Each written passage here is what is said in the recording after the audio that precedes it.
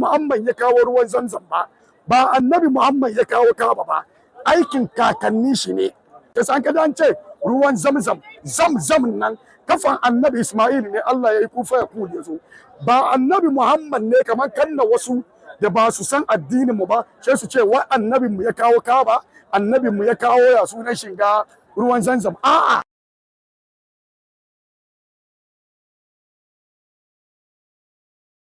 Amma ya kawo Kaaba ba, aikin kakanni shi ne. Yasa an kaji an ce ruwan Zamzam, Zamzam nan kafan annabi Ismail ne Allah ya yi kufa ya kuli ya zo. Ba annabi Muhammad ne kamar kanna wasu da ba su san addinin mu ba, sai su ce wa annabin mu ya kawo Kaaba, annabin mu ya kawo ya sunan shinga ruwan Zamzam. A'a, wasu jama'a na yawan tambaya ko wasu na iya su ce wai ruwan Zamzam ya aka yi aka samu ruwan Zamzam, ya aka yi aka samu Kaaba. Inda musulmai da ya zama center of Islam, wannan ruwa da ruwan Zamzam ya aka yi aka samu ruwan Zamzam, wasu ba su sani ba. To in ka ji labarin ruwan Zamzam shine na farko abin da ya faru shine annabi Ibrahim matan shi Sara da suka dade Allah bai ba su aifuwa ba, da Allah bai ba su aifuwa ba she ya dace cikin masu mata aiki ko mu ce abawa kenan, she annabi Ibrahim kuma ya aure ta ya kara, ana ce mata Ajara. To wannan Ajara da aka aure ta she Allah ya ba su aifuwa, kuma an ce a wannan lokacin annabi Ibrahim yana da shekara kaman 100. She Allah ya ba ta aifuwa, sunan shi wa Ismail. To wannan aifuwan da Allah ya ba shi she yazo yana son batun Ismail. Ka san mutum ne da Allah bai ba shi aifuwa ban ya samu aifuwa yana son batun wannan yaro. To she yazo ya zama lamarin batun kishi tsakanin Ajara da kuma wa na Nasara.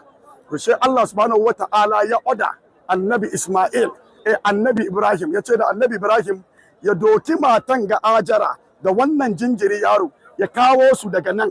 A lokacin nan daga maka nan dusi ne, nan ganga daji ne, duwatsu ne, ba kowa. To yanzu wai yayi mai sha Allah ya ce yazo ya ajiye su wurin. Da yazo ya ajiye su, nana Ajara ta duba shi. Da ya bar wannan jinjirin yaro, annabi Ismail kenan da wannan ma ya tafi ya bar su, she ya zagaya baya kadan can.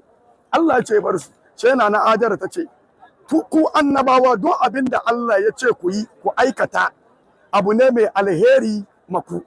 Kuma Allah ba zai tozarta ba annabi ba tunda ya ce kai. Shi yasa bar ni inda Allah ya ce ka bar ni. Shi ya bar nana Ajara da annabi Ismail daga wurin. To inda aka yi aka samu Saffa da Marwa kenan, innal Saffa wal Marwata min sha'airillah. Shi aka ajiye su. So annabi Ibrahim ya bar su daga wurin nana Ajara da annabi Ismail. Daga wurin ba ruwa, ba abinci, ba mutane, ba kowa. To daga wurin aka bar su. To wurin nan na Ajara ce ta aje annabi Ismail yana nan lokacin ba nono don ba ruwa da abinci da za ta sha balle nono ya zo mamma ta samu ta bashi mamma. She ya doki hannun shi kamar kan ka gan jariri na haife shi yana jin yunwa, she yana sak bakin shi. She wannan ya zama mai kamar nono maman shi. Yana tausayawa. To yana cikin yi ita kuma da yake ba kowa wurin. She ta fita daga Saffa, dusin Saffa, she ta te dusin Marwa. Ta fita dusin Saffa, she ta te na dusin Marwa. Haka ta yi, amma in ta kai sakan nan, she ta fara jogging, ta yi gudu. Ta bar annabi Ismail tana lekan shi. Ta yi from Saffa, she ta kai alkarshe, wanga from Saffa kenan. Da same thing kuma ka kuma fito daga Marwa. In ka fito kuma daga Marwa, ka kuma gan wannan girin batin nan, she kuma shi kuma ka yi gudu nan. In ka kai Marwa, da ka gan wannan green light ko da ki kani kamar kan na gaya muku daga Saffa ka yi gudun na ka kai Marwa kuma ka fara yi, ka gan jama'a na yi ko ka gan kowa na yi, ala jogi ne. Daga wurin ne ta Saffa kamar daidai 7, she ta gan kafan shi, ka san jariri ya je hannu kafa, she kafan na bubugawa ta dibiya shi kamar bayan shi aka yana hakan nan, she kafan shi na tuttunewa. To daga wurin da yake bugawa she Allah ya faso da ruwa gaba daya, kun fa kul kenan, she ruwan ya faso bum. To wannan kake ja ke ce zam, ma'anan Zamzam shine Zamzam, she ruwan ya taso. To wannan ruwan nan da ya taso she nana Ajara ta kwaso gudu da wannan ruwan kenan da aka gan ala shan shi ake ce mai Zamzam, ruwan Zamzam tunda aka yi hal yanzu bai kai. She nana Ajara ta kwaso gudu da gudu ta zo ta jawo annabi Ismail ta ajiye gefe.